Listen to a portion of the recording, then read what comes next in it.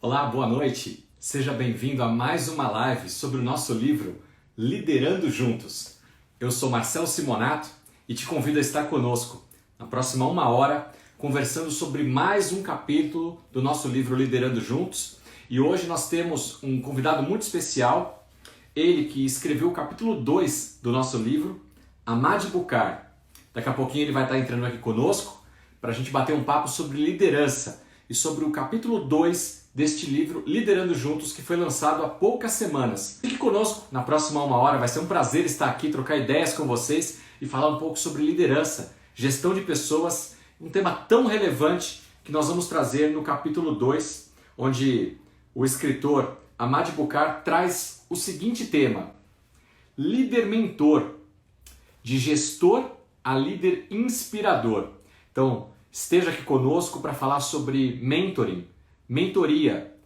Por que os líderes devem também ser mentores? E o que isso traz de benefício para a sua liderança, para a sua gestão de pessoas? Você empresário, você líder, você que convive com pessoas, como ser um mentor dessas pessoas? E por que não buscar um mentor para você também, para que você possa continuar crescendo na sua trajetória profissional? E agora sim, Ahmad está conosco, seja muito bem-vindo ao segundo capítulo da nossa série sobre o livro que escrevemos juntos, Liderando Juntos. Hoje nós vamos falar sobre o capítulo 2 desse livro, onde eu tive o privilégio, a honra de ser o coordenador, um dos coautores, e ter meu amigo, por que não dizer meu mentor, Ahmad Bucar, como um dos coautores desse livro. Ele que escreve o capítulo 2 do livro, tendo como título Líder Mentor, de gestor a líder inspirador. Daqui a pouco o Ahmad vai falar um pouquinho mais para a gente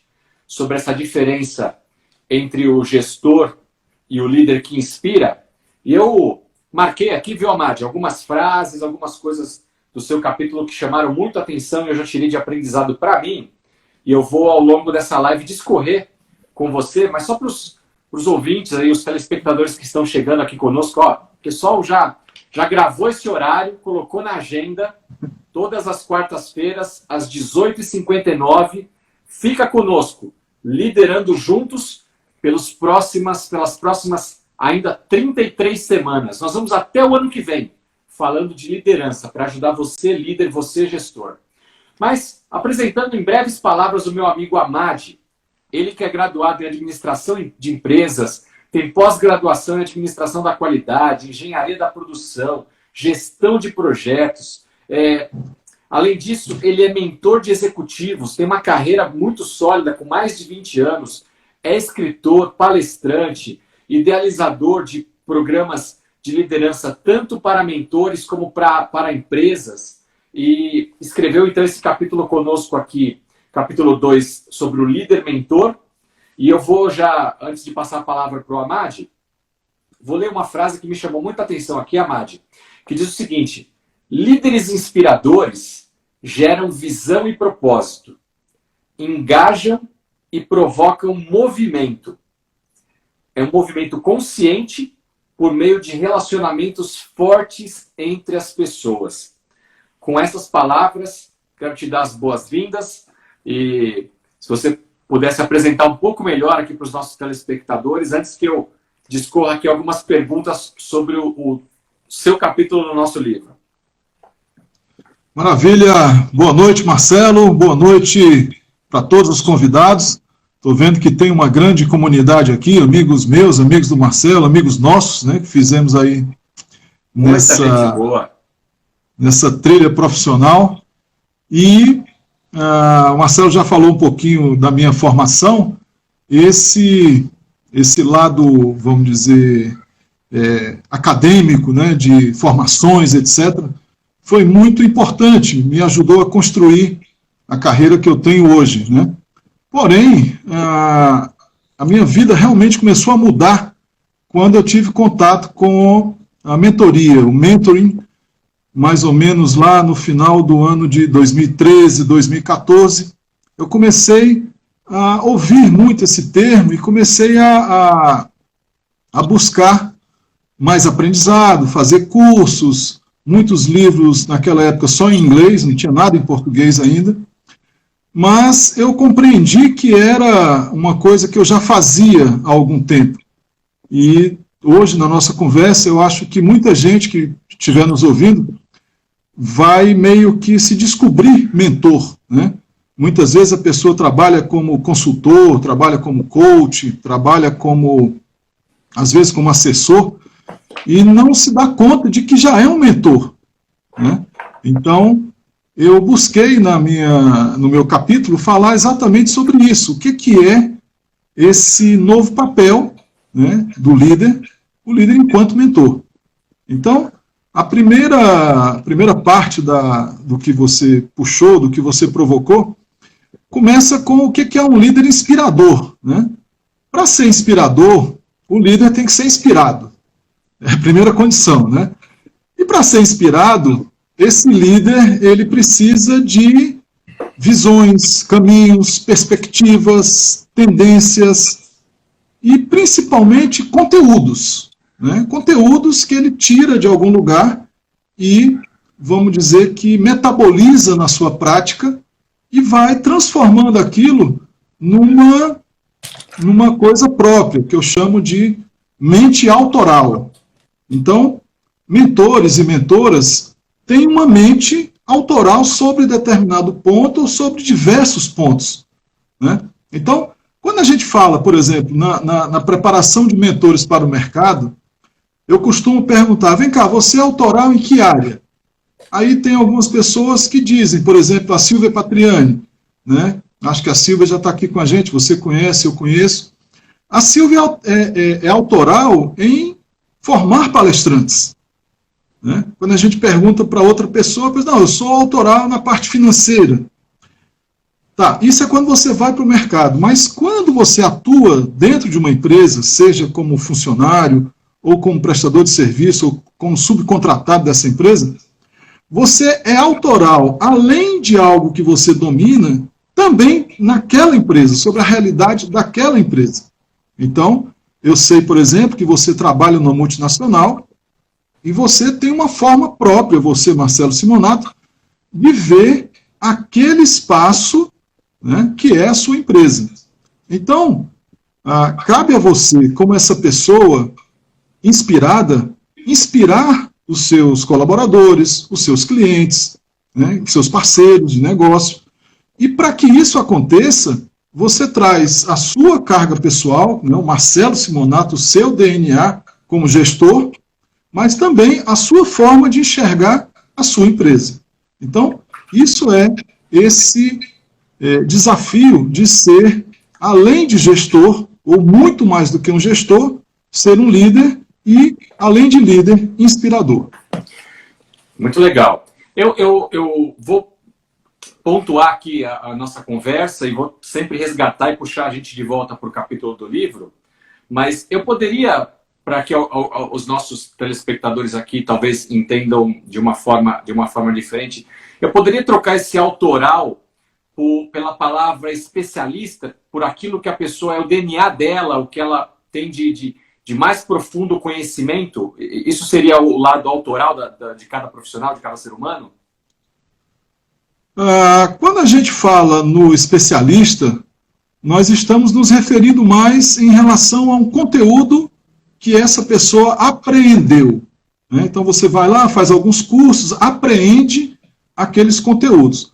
Só que quando você coloca isso em prática, aí você está realmente aprendendo, né? Então, eu costumo dizer que é grande a diferença entre aprendizagem e aprendizado.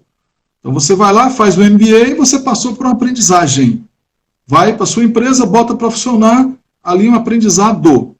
Só que cada um tem uma percepção própria, tem um nível de entrega, de engajamento. Isso vai tornando essa pessoa autoral em relação a como você aplica esses conteúdos. Além disso, é natural que você faça pontes entre diversos conteúdos.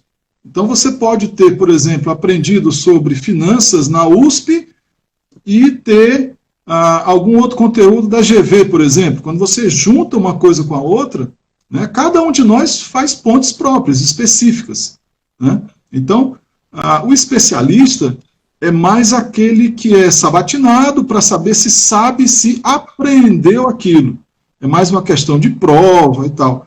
O autoral, além disso, é aquela pessoa que, de fato, pratica. Então, ela sai do campo da teoria e entra no campo da prática. Legal, né? legal. Então, esse é um detalhe importante, né? Tem uma grande diferença aí entre a teoria e a prática, né? A gente vai chegar num ponto um pouquinho mais para frente, e que não é falar mal ou não, mas a gente vai ser obrigado a passar por uma questão, inclusive, de esclarecimento para o nosso telespectador sobre a diferença do mentor ou do líder mentor para o coach. E eu acho que essa questão do autoral nos ajuda muito lá na frente a responder isso, né? A diferença entre os dois. Mas, olhando aqui para o livro, você traz uma situação aqui que me chamou muito a atenção, sobre a necessidade da renovação da liderança, né? E aí você pontua que existe uma situação de incomodação de muitas empresas e que talvez seja a mais perigosa de todos porque ela tem acontecido de forma silenciosa. Talvez agora com a pandemia ela se tornou mais notória, mas ela vinha até então de forma silenciosa. E era o quê? Qual que era essa situação incômoda? A sensação da empresa não dispor de líderes capazes de garantir a evolução e crescimento sustentável da empresa. E muitas vezes, esse líder é o próprio dono ou fundador da empresa. Você, em todos os seus processos de mentoria, de consultoria, visitando e viajando o país todo, em várias empresas, você tem se deparado com essa situação, então, de líderes despreparados para o futuro da empresa, para levar ela de onde ela chegou para o próximo nível. É isso que você tem visto? Muito, Marcelo. Vejo muito. Essa é uma situação bem mais habitual do que parece. E aí nós temos alguns fatores envolvidos, né? O primeiro deles, que eu costumo citar, é que existe uma grande diferença entre administradores e empreendedores. Então, muitas vezes, né, o fundador da empresa, aquele cara que é empreendedor nato, ele não tem necessariamente as preocupações de gestores, de administradores, né? A pessoa tem aquele ideal, tem aquele propósito muito forte, tem aquele movimento, né, muito decidido em relação à empresa. Só que quando a gente para pensar, se a gente fizer uma retrospectiva histórica, a administração tem muito pouco tempo de existência, tem menos de 100 anos, né? A maioria das pessoas atribui ao Henri Fayol, quando postulou lá em 1923, né, o famoso POCCC, ali nascia a administração. Por esse ponto de vista, nós vamos completar ainda, nós só temos 97 anos, ainda faltam 3, né? Mas, desde que o mundo é mundo, desde que a humanidade existe, existem os líderes e existem os empreendimentos. Verdade. Né? Claro que os empreendimentos eram feitos com base na guerra, com base nos impérios, mas toda a história da civilização, ela é marcada por empreendimentos. Se a gente olhar, por exemplo, as pirâmides do Egito, são evidências claras que ali era um empreendimento. Era uma empresa? Não, mas era um empreendimento. Então, isso é muito antigo. Essa capacidade empreendedora, ela ainda não foi totalmente explicada, né? Só parcialmente. O fato é que esse comportamento empreendedor, muitas vezes, esconde, de um lado, uma certa acomodação, porque a pessoa diz, não, eu vou entregar para esse cara aqui que ele é administrador, ele é formado em administração e tal, né? Ou ainda tem a questão da sucessão familiar, aquele empreendedor que não tinha formação, manda o filho ou a esposa, né, para estudar administração, mas ele aprende muito pouco de empreendimento, de empreendedorismo. Essa foi uma palavra que no Brasil ela se perdeu, ela ficou patinando, até hoje a gente não sabe direito, né, o que é o empreendedorismo. E, além disso, a liderança, ela é pré-histórica, ela é a marca do Homo sapiens sapiens, é a liderança.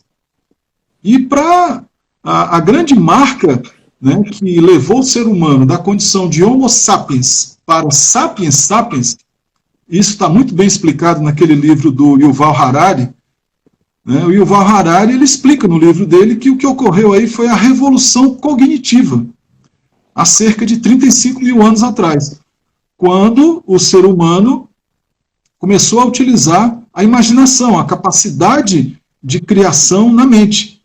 E aí, se a gente olhar, passado todo esse tempo, hoje, em 2020, qual é o nosso grande problema? O nível de cognição. Né? Agora, o desafio é a inteligência artificial, ela está automatizando todas as tarefas da empresa que tem baixo nível de cognição. Exato. Atender telefone, fazer conta, preencher planilha. Essas atividades de baixo nível cognitivo, elas vão ser automatizadas, vão ser objeto aí de algum tipo de tecnologia, de informática, eletrônica.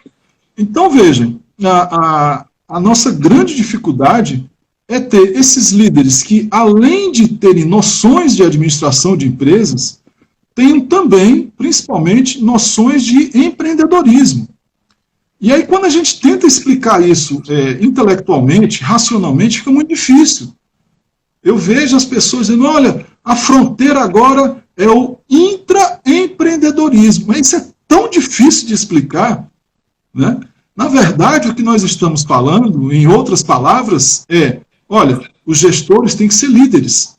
E eles têm que ser um tipo de liderança que tem um nível cognitivo, um nível de percepção, tal qual o do dono, do fundador ou do controlador. Deixa eu pegar esse gancho aqui.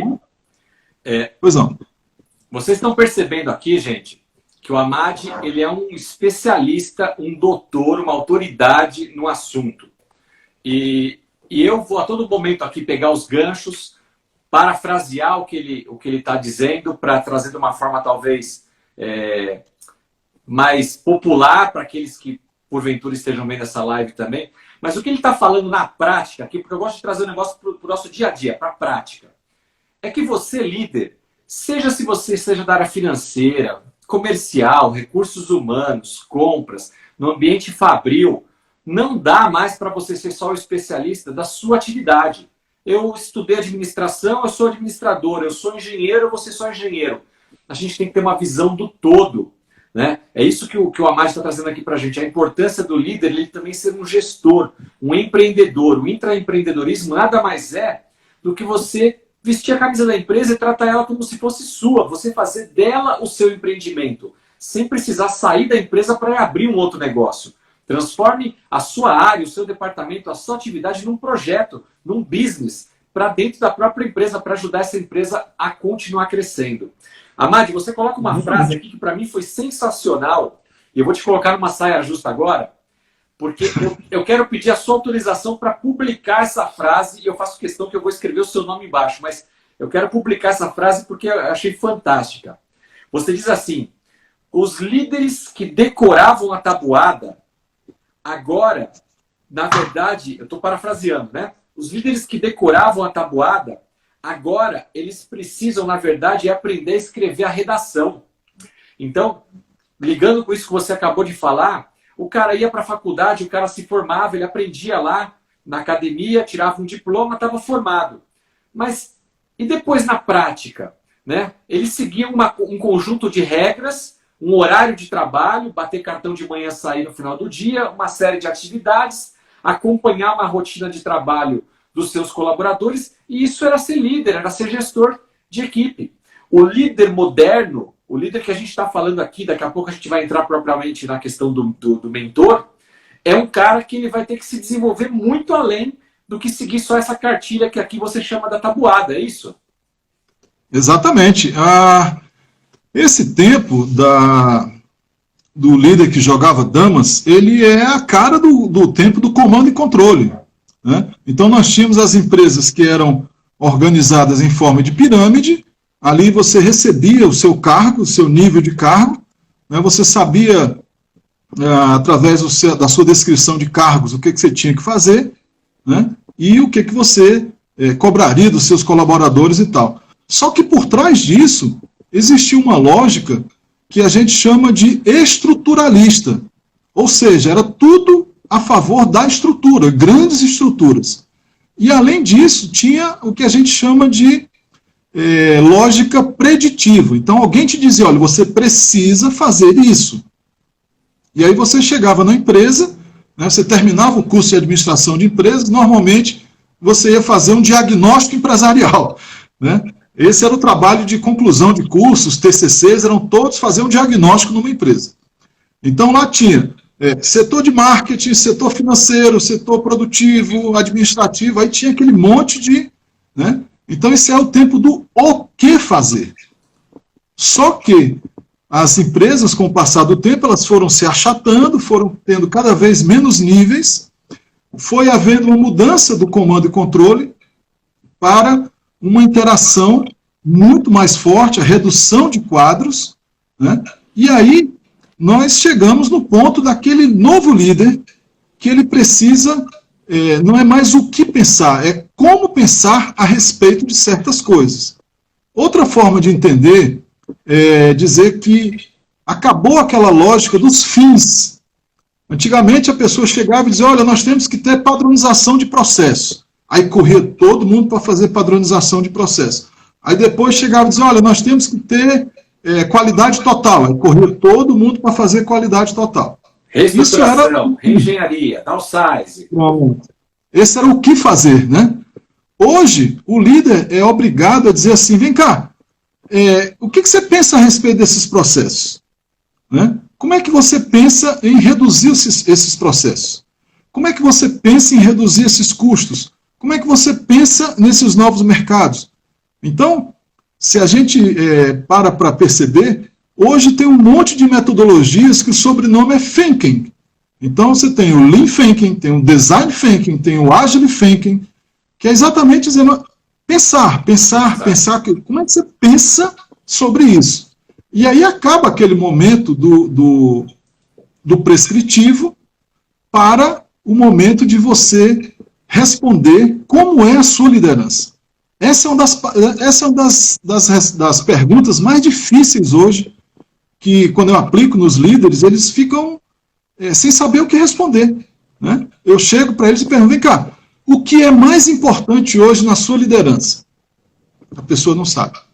Se eu chegar para um líder e perguntar, vem cá, qual é ou quais são os maiores problemas aqui da sua empresa? Aí, normalmente, a pessoa enrola daqui, enrola dali, mas normalmente tem 3 grupos. Né? O primeiro grupo é execução. Né? As empresas são muito fracas de execução, e no Brasil não é diferente. Execução, a gente está devendo há muito tempo. Né? O Rancharan fala isso há mais de 20 anos. Rancharan e Larry Bossidy falam muito disso. Isso.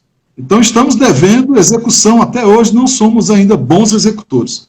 A segunda parte é a parte de estratégia. Então, nós sabemos que temos que ter estratégias. Algumas empresas têm estratégia que a gente chama de deliberada, mas não tem as estratégias emergentes, aquelas que dão flexibilidade para a empresa. E aí, na hora de desviar dos obstáculos, na hora de adaptar, de improvisar, na hora de aproveitar uma situação, aí a empresa não aproveita porque também não tem essa capacidade estratégica que vai muito além da gestão da estratégia. E o terceiro ponto, que é o mais crítico, é a cultura organizacional. Só para você ter uma ideia, eu entrei na faculdade em 1981. 81. Eu vou fazer 40 anos, né, que entrei na faculdade de administração. Naquele tempo, o bicho-papão era cultura organizacional. E quando a gente pergunta hoje, o bicho-papão continua sendo cultura organizacional. Mas como é que pode? Né? Há 40 anos estamos falando nisso. E eu me arrisco a dizer, ontem, inclusive, conversei com uma pessoa da área de RH, e ela dizendo, Amade, como é que eu resolvo esse problema de cultura organizacional? Me diga uma teoria, qual é a parte da ciência que resolve isso? E aí eu falei para ela, eu digo, olha, como é que você quer uma resposta da ciência para um problema que é da cultura? A ciência não resolve a cultura. Né? Não existe a ciência da filosofia, a ciência da sociologia, a ciência da economia, ela é parcial. A própria ciência da administração, né, ela já não resolve quase nada. Eu diria que tudo que a gente aprendeu da administração resolve 20% dos nossos problemas, ou 30%. E aí vem a grande utilidade do livro, e é uma coisa que eu próprio estou estudando aqui, os outros autores, né, que são diversas perspectivas. Perspectivas, exatamente. A riqueza do livro é essa. Isso, um traz uma perspectiva psicológica, outro traz uma perspectiva técnica, outro traz uma perspectiva da visão compartilhada. Então, esse novo líder, ele precisa de conteúdos. E os conteúdos hoje vêm de diversas partes. Vem do design thinking, vem do Lean, vem do marketing, né, principalmente do digital, vem de novas ferramentas, novas metodologias. Então, o que a gente estudou, hoje resolve 20%, e olhe lá. Eu costumo dizer que não existe aposentadoria para o aprendizado. A gente não pode parar de aprender nunca, né? De continuar estudando. Perfeito. E o estudo não está necessariamente na formação acadêmica. Eu ainda acho importante nós estudarmos, inclusive respeito a tantos colegas e contratantes que eu tenho do mundo acadêmico, as universidades, cursos de MBA, pós-graduação, doutorado, mestrado, enfim. Eu acho que a gente tem que dar muito valor aos professores e a todos os institutos de ensino que formam no nosso país. Mas, além destes estudos, você pode aprender através de uma palestra, através de um treinamento, através de um livro, através de uma live como essa, escutando duas pessoas que estão aqui gratuitamente trocando uma ideia sobre liderança, né?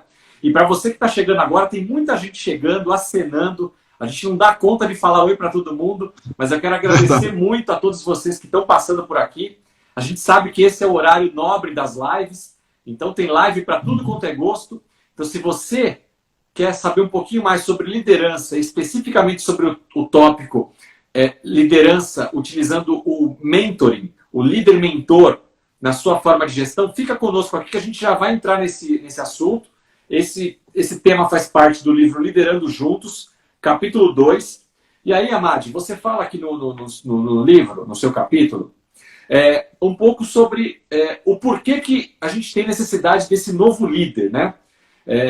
E aí você cita aqui o aumento da complexidade, da velocidade, dos riscos, o tal do mundo VUCA, né? Era digital, indústria 4.0, a preocupação desse líder com coisas que talvez ele fosse meio que empurrando para debaixo do tapete. Uma hora eu cuido disso, agora eu não quero muito, porque mexer nisso aqui vai me dar dor de cabeça, né? Tem que reduzir custo, tem que automatizar. Mas agora, especialmente no momento que nós estamos vivendo de pandemia, de empresas que se viram numa situação de ou vai para o digital ou fecha, muitos líderes empresários se viram obrigados a ter que mexer por uma questão de sobrevivência. Assim como você recitou lá o Homo sapiens, hoje acontece a mesma coisa, ou seja, para que nós possamos, primeiro, sobreviver e continuar evoluindo, parece que o mundo, né, a natureza, dá um puxão de orelha na gente para falar, se mexe.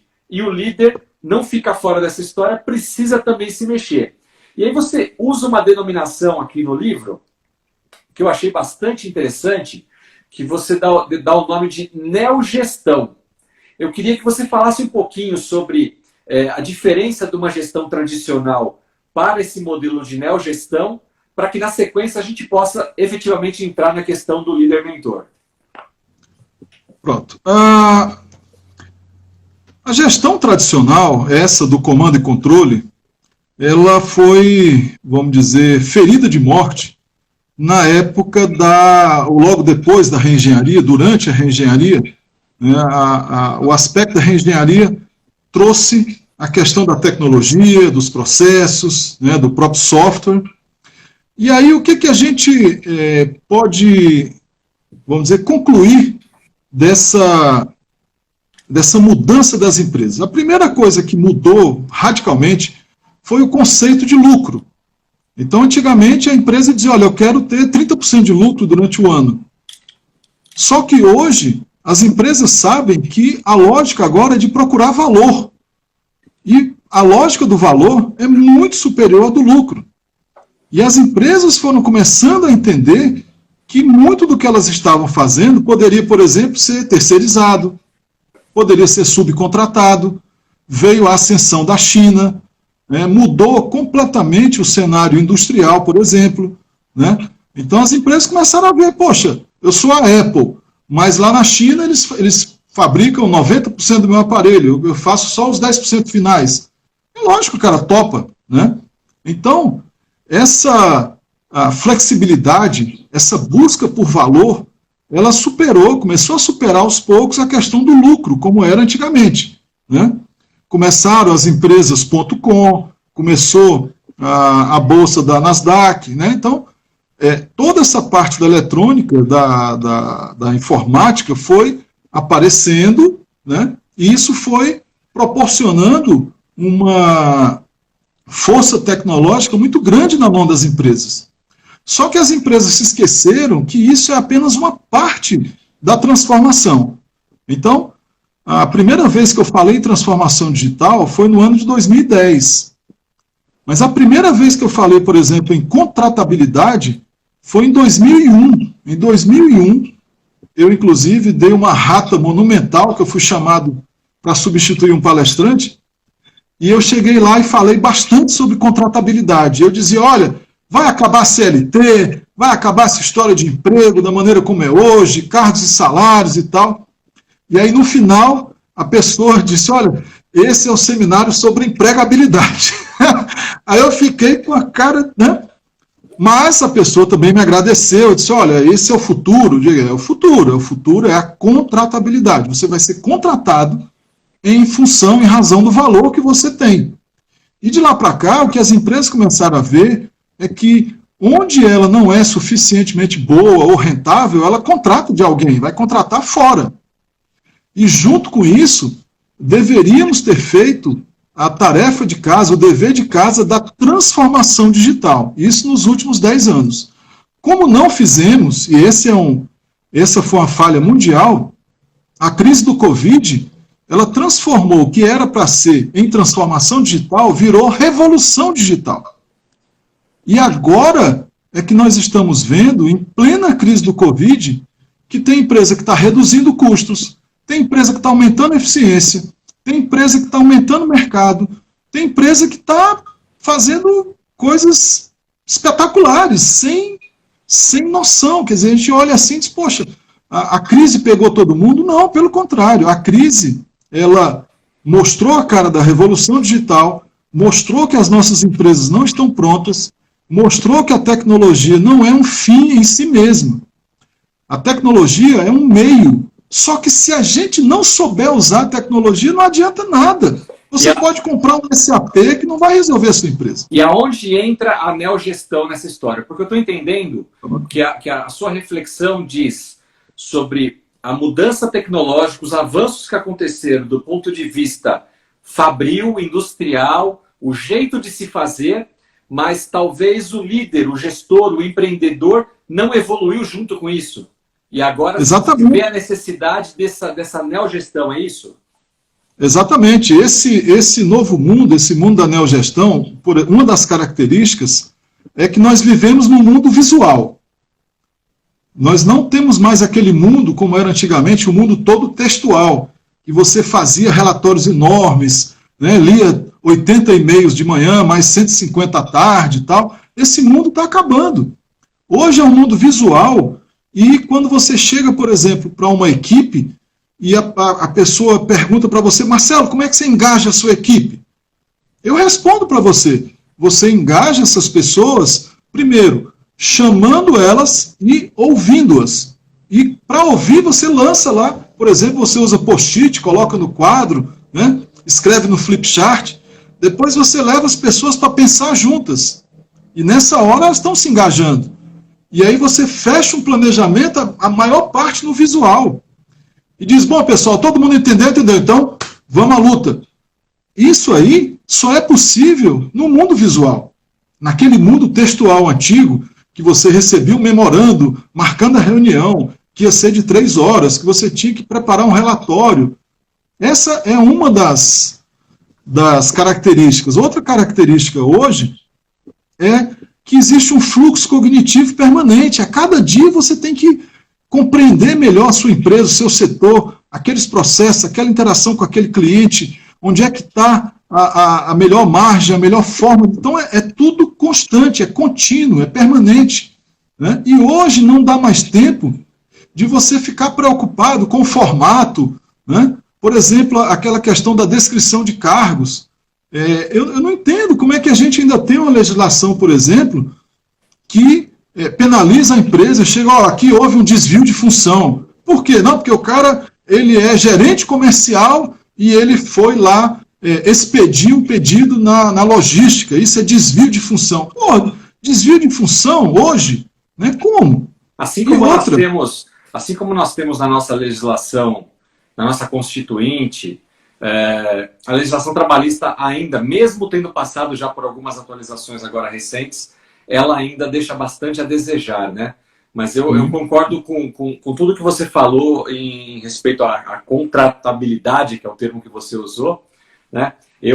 Há 1 ano e meio atrás, 2 anos, eu dei uma entrevista para o jornal Cruzeiro do Sul, onde eu dizia que o emprego do futuro era o emprego no modelo diarista, né? Fazendo uma alusão à diarista, que é aquela moça que trabalha como doméstica no lar, um dia na casa de cada pessoa, ou seja, no futuro, isso já está acontecendo já, mas cada vez vai ser mais forte, as empresas realmente vão contratar pelo famoso job, né? pelo serviço, pela atividade. Exatamente. Eu preciso de você para um projeto X, você está contratado. Eu preciso de você para 2 dias na semana, para meio período, e a legislação trabalhista tem que se adaptar a isso, porque essa é a nova realidade do nosso mercado. Então, muito provavelmente, você que está nos ouvindo, se você já não trabalha para 2, 3 empregadores diferentes, está ainda como CLT, enfim, tendo uma única fonte de renda, saiba que a futuro, certamente isso vai mudar, porque é a tendência. Nós trabalharmos para mais de um empregador,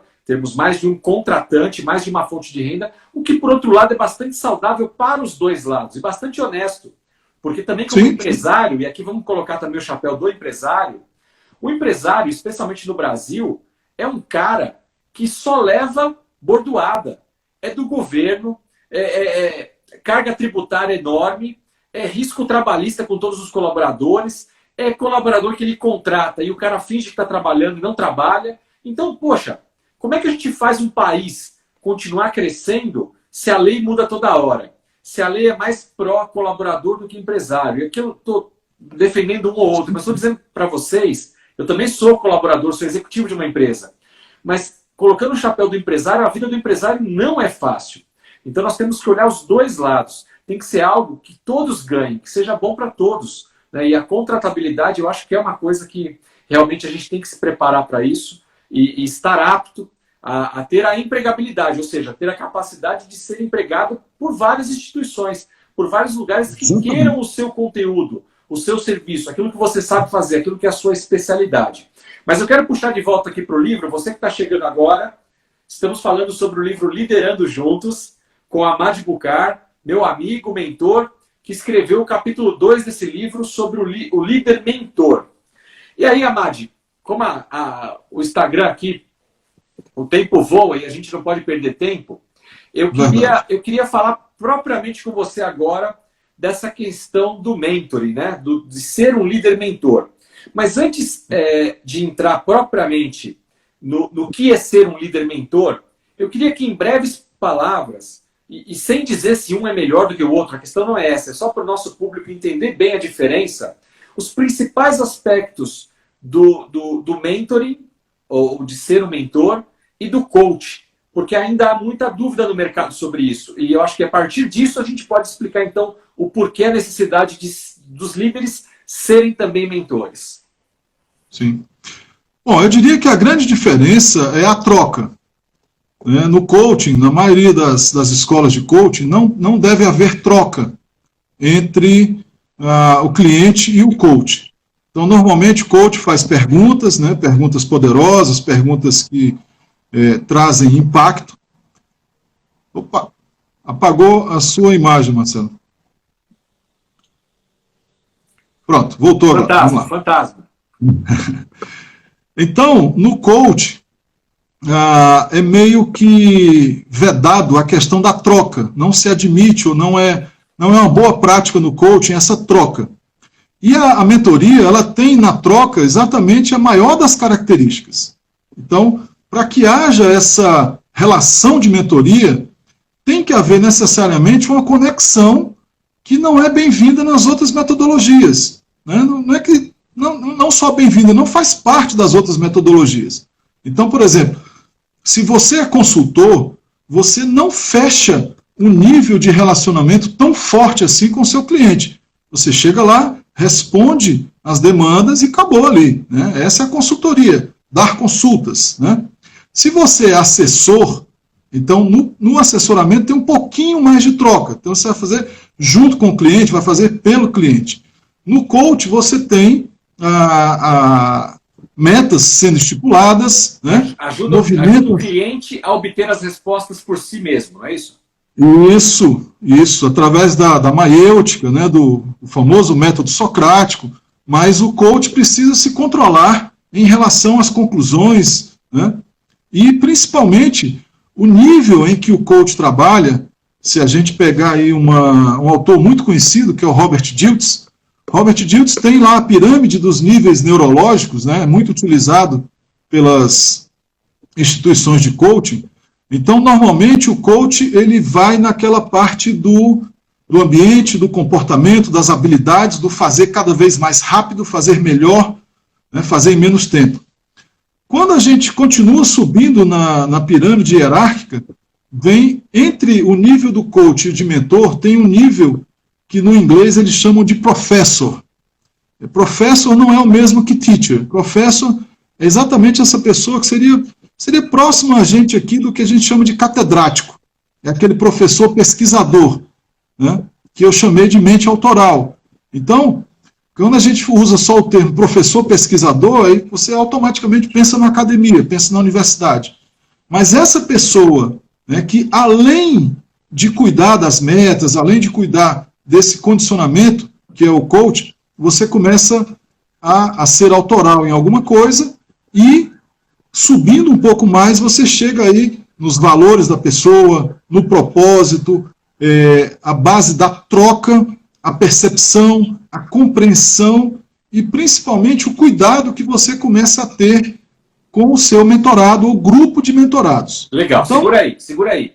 Pessoal, seguindo aqui uma lógica de uma pirâmide, de baixo para cima, não significa, eu quero deixar aqui registrado, que o mentor ou o professor são melhores ou piores do que o coach. Não é isso. Essa linha que o Amad traçou aqui significa para exemplificar o nível de aproximação entre o profissional que está ajudando, auxiliando o outro profissional. Sendo que no nível do mentor, talvez seja o ápice dessa conjunção, onde realmente existe uma conexão muito grande e uma troca entre os dois sobre determinado tema, experiência de vida, propósito a seguir. Correto, Amad? Exatamente. Eu queria puxar, inclusive, um exemplo que eu coloco no livro, da maior dupla de todos os tempos na humanidade, que foi Aristóteles como mentor e Alexandre da Macedônia como mentorado. Né? Então, foi assim, uma combinação da natureza. Para quem não conhece Alexandre da Macedônia, é o tal do Alexandre o Grande, né? Esse, exatamente, o Alexandre, o grande conquistador. Ele, um jovem que assumiu o império, vocês imaginam um jovem com todo um poderio, precisava de um mentor, precisava, assim como eu e você, precisamos de alguém com mais experiência do que nós, naquela área que nós desejamos ou precisamos nos desenvolver, que nos pegue pela mão, que seja um parceiro, um irmão mais velho, um amigo, e que nos ajude a chegar lá. E nós também, Amad, eu sempre me coloco assim, eu tenho que ser professor e aluno. Então eu tenho que buscar ser mentorado de um mentor, mas em algum momento eu também preciso me colocar à disposição para ser mentor de outras pessoas. Você concorda com isso? Exatamente. E aí tem a grande característica do mentor, que é o cuidar, né? O cuidado. Você realmente entra no mindset do mentorado, você entra na mentalidade, você conecta né? É uma conexão de mentalidades onde você passa parte do que você tem para o mentorado, mas também recebe uma parte daquilo. Existe aí uma conexão muito forte. E aí tem um outro engano também, que aí, vamos dizer, é mais alto ainda na pirâmide hierárquica do Dilts, que é a questão do mestre, né, da maestria. Algumas pessoas costumam confundir, ser mentor é o mesmo que ser mestre, é o mesmo que maestria. Não. A prerrogativa do mestre é que ele pode ou não querer ensinar para alguém. Caso ele resolva ensinar, até porque essa sabedoria do mestre muitas vezes é inconsciente, ele nem sabe o quanto ele é bom, né? E ele pode não ter didática para ensinar. Pode não ter didática, paciência, vontade, pode não ser, sei lá, o problema de ego do cara, narcisismo, sei lá. Mas veja, quando ele resolve aceitar, aí tem a figura do aprendiz. O aprendiz, ele se submete às vontades do mestre. Isso não acontece na mentoria. Na mentoria, o mentorado é o seu cliente. Ele é que manda na relação. Você trabalha para o bem dele, mas você não é o dono da relação.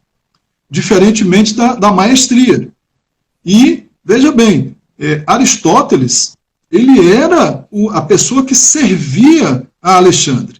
O verdadeiro mentor é aquele que consegue enxergar no mentorado e consegue fazer pelo mentorado uma atividade conjunta que leve esse mentorado a brilhar, a assumir a sua cara própria, o seu jeitão, né? Então, por que isso é tão importante? Porque nessa condição de cuidadores, nós estamos, como líderes, cuidando da nossa equipe, nós somos mentores da equipe, nós somos mentores da empresa, nós somos mentores daquele negócio que a empresa explora. Eu sei que você trabalha numa empresa do setor financeiro, mas você também é mentor da sua empresa, você está ali vendo rumos, você está buscando o melhor para a sua empresa. Você não está buscando só o lucro dela de maneira cega. Você está ali e diz, olha, poxa, vamos cuidar disso, vamos pensar naquilo, aqui tem uma tendência, né, vamos tentar desviar daquilo outro, tem um problema ali surgindo no horizonte e tal. Esse cuidar é que é o mentor. Então, outras metodologias, elas fazem questão de uma relação impessoal, ou uma relação técnica, racional.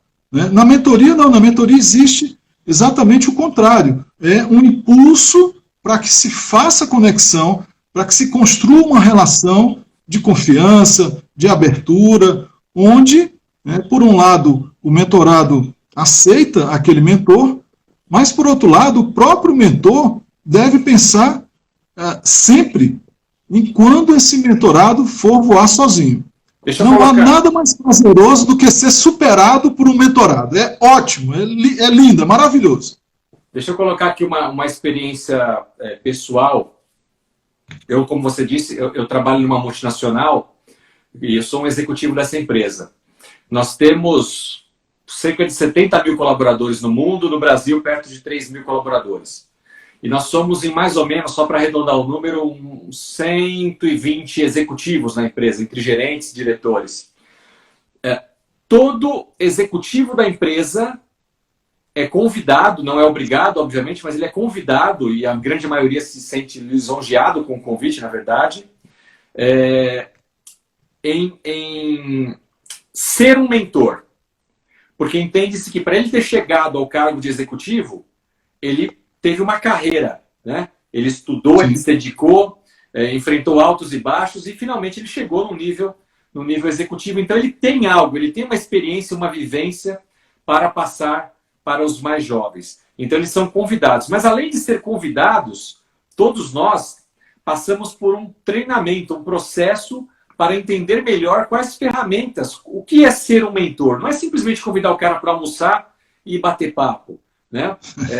Tem uma forma profissional de se fazer isso. E você, no finalzinho da sua frase, você falou uma coisa que é muito interessante, porque no processo de mentoria que nós fazemos, a ideia é que cada mentor, cada executivo que se torne mentor, tenha lá um grupo de certa forma, reduzido, porque também senão não vai dar conta. Ah, eu sou mentor de 200 pessoas. Esquece. Se for mentor de 200 pessoas, eu levo 5 meses para falar com uma pessoa por dia, imagina? Então não vai funcionar. Tem que ser de poucas pessoas para que possa ter o que você falou, da proximidade. Para que eu possa conhecer esses caras me conheçam e eu possa transmitir para eles o meu conteúdo. E você fala uma coisa muito interessante aqui no livro, que difere muito do mestre e aprendiz. Para mim foi perfeita essa sua colocação, que o mentor, eu vou falar para aquela pessoa o que eu fiz naquela situação, o que aconteceu comigo, certo ou errado, minha opinião, mas eu não vou impor como um mestre e ele aprendiz a fazer aquilo, porque ele vai ouvir e vai tirar algum aprendizado para que ele possa construir a própria história dele. É o tal do falar para o filho que colocar o dedo na tomada leva choque. Eu sei que dá choque porque eu já levei. Vou falar isso para o meu filho. Ele pode aceitar o que eu falo, ou ele pode falar, mas eu não sei o que é choque, eu preciso levar o choque para sentir. Então a decisão cabe a ele. O mentorado é igual. Ele vai ouvir, vai capturar, mas ele vai refletir. O que de tudo isso que foi falado eu absorvo para mim e o que eu vou ter que errar para aprender na prática. Essa relação está correta? É isso mesmo?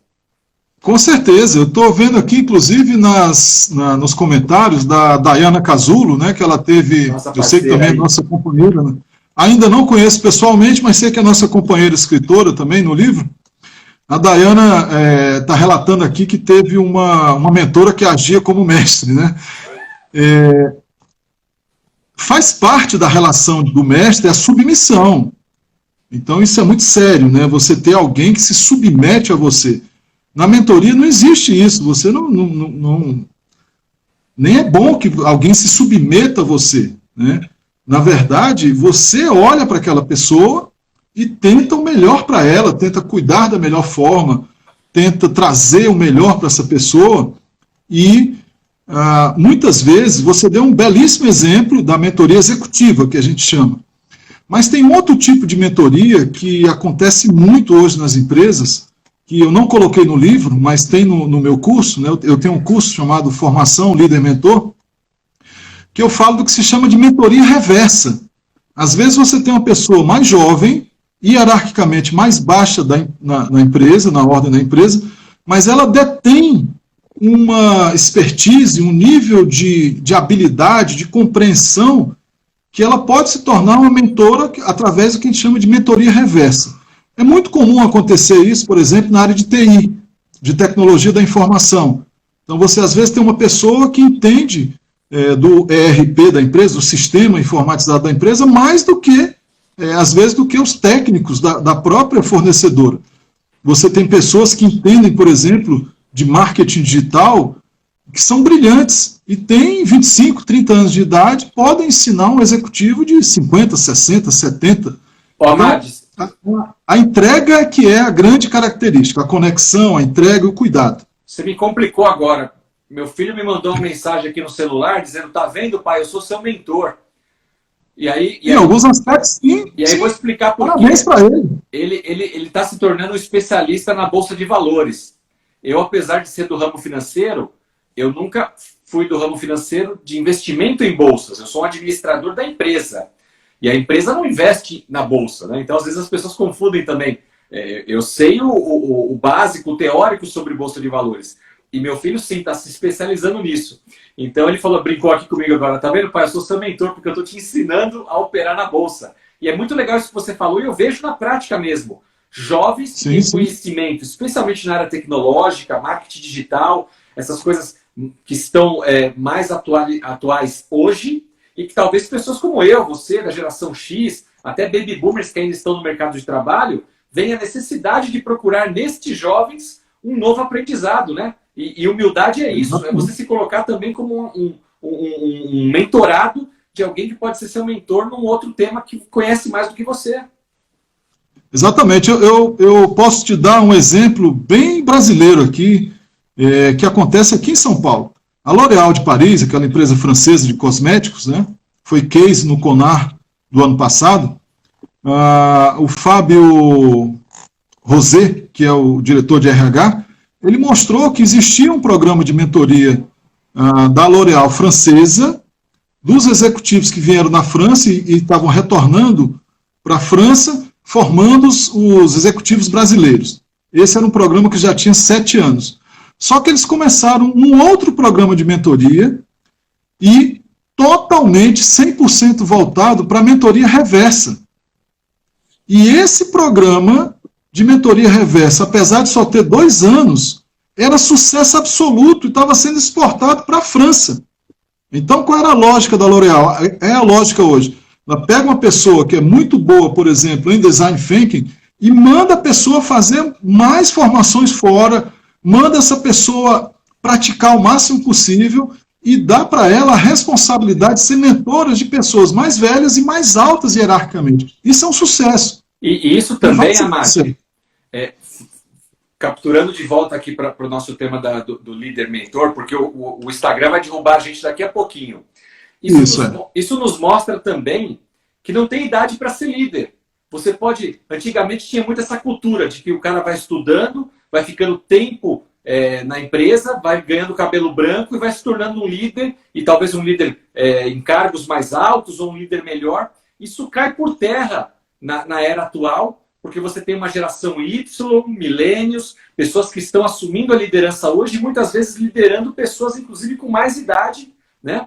Porque liderança não tem a ver com idade, sim, liderança é a forma como você gera as pessoas. E ter o foco nesse modelo de mentoria, onde você pega o outro na mão, onde você compartilha experiências, mas não manda e o outro obedece, né? Também dá oportunidade para que o mentorado possa crescer e se desenvolver com você ali dando parâmetros, ajudando ele nesse processo de crescimento. Isso é uma mão de via dupla. Pessoas mais experientes com mais jovens ou mais jovens com experientes. Eu queria que nos últimos minutos aqui, antes que o Instagram nos derrube, você dissesse para a gente os benefícios que você vê para as organizações de hoje em os empresários e os líderes serem líderes mentores. Mas antes de você dar essa última frase, deixa o seu contato aqui, fala do seu curso, por favor, da sua semana também, que eu sei que vai ter aí na próxima semana, para o pessoal ficar esperto com isso. Maravilha. Eu vou fazer a Semana Líder Mentor, que vai ser de 13 a 17 de julho, né, semana que vem, e vou trazer muitos conteúdos bem interessantes, conteúdo bom. Eu tenho o contato do Instagram, Amade Bucar, e tem também o www.lidermentor.com.br. Por um ou por outro você consegue. As lives vão ser em qual canal e qual horário?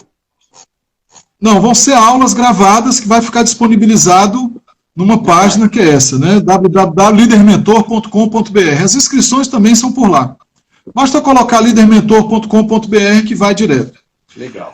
De forma muito resumida, Marcelo, sendo assim, muito direto, eu diria que os programas de mentoria, eles são os sucessores dos antigos programas de qualidade. Você tinha aqueles programas de qualidade, né, perseguindo, ensinando aquele ideal de qualidade para as pessoas. Hoje, são os programas internos de mentoria que retêm funcionários na empresa, que engajam,